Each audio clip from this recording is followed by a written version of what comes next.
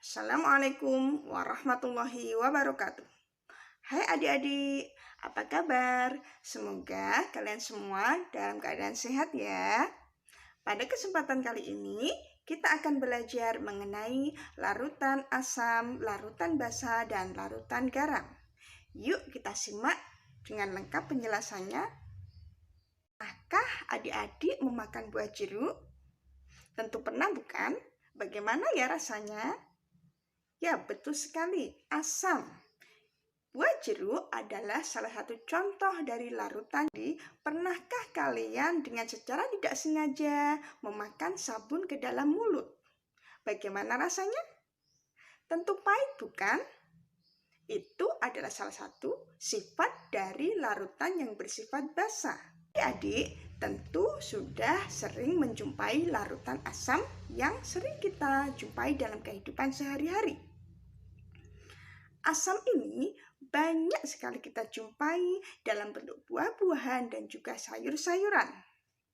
Sebagai contoh, ada buah jeruk, ada tomat, ada cabai, dan juga sayur-sayuran. Contohnya ada brokoli. Cuka merupakan bahan dapur yang terbuat dari asam asetat. Aki pada kendaraan bermotor adalah salah satu contoh dari larutan asam, yakni yang disebut dengan asam sulfat. Kemudian, lambung kita juga menghasilkan larutan asam yang disebut dengan asam klorida. Nah, asam klorida ini sangat membantu dalam proses pencernaan makanan. Berikut ini adalah ciri-ciri dari larutan asam.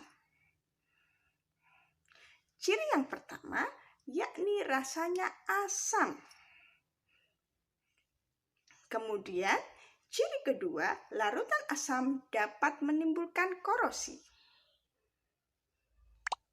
Selanjutnya, larutan asam memiliki ciri yakni dapat merubah kertas lakmus merah menjadi biru. Lalu, bagaimana cara kita mengidentifikasi atau mengetahui suatu larutan tersebut bersifat basa? Berikut ini adalah ciri-ciri dari larutan basa.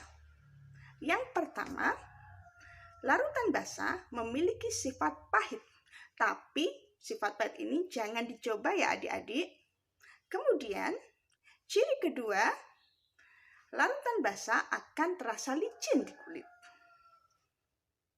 Yang ketiga, larutan basa mengubah kertas lakmus merah menjadi biru. Dan yang terakhir atau yang keempat, yakni larutan basa memiliki tingkat atau derajat keasaman lebih dari 7 atau di atas 7.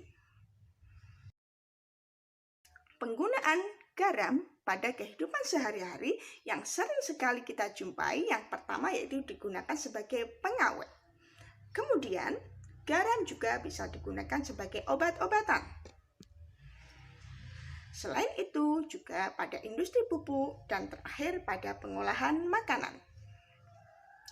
Berikut adalah contoh reaksi yang menghasilkan garam.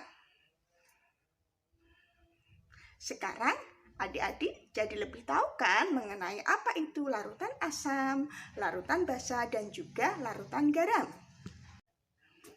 Nah, demikian tadi penjelasan dari saya mengenai larutan asam, larutan basa, dan juga larutan garam. Semoga bisa bermanfaat ya. Sekian dari saya Rini Isnawati, mohon undur diri. Sampai jumpa di video selanjutnya. Assalamualaikum warahmatullahi wabarakatuh.